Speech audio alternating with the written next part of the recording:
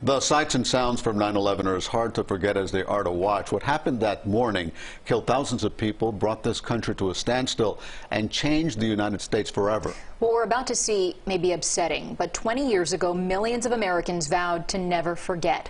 CBS 4's Hank Tester shows us the iconic images of Tuesday, September 11th, 2001.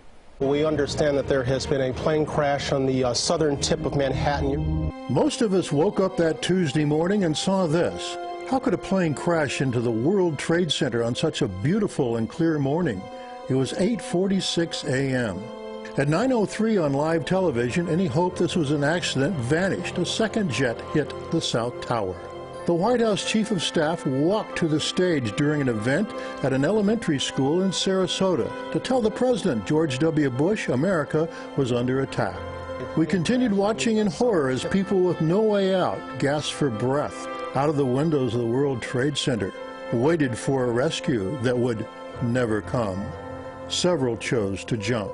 2 airplanes have crashed into the World Trade Center in an apparent terrorist attack on our country.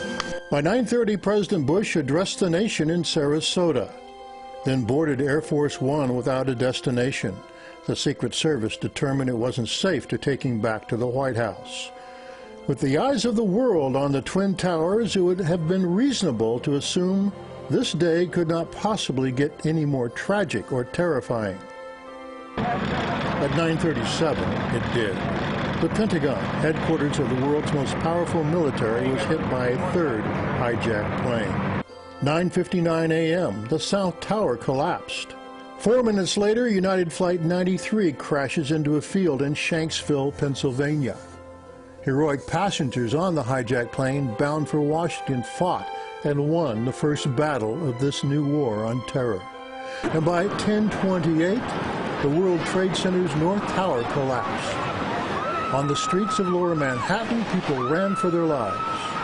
Left at each site, death, injury, destruction, and disbelief.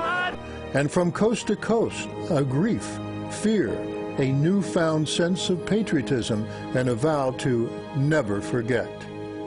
Hank Tester, CBS 4 News.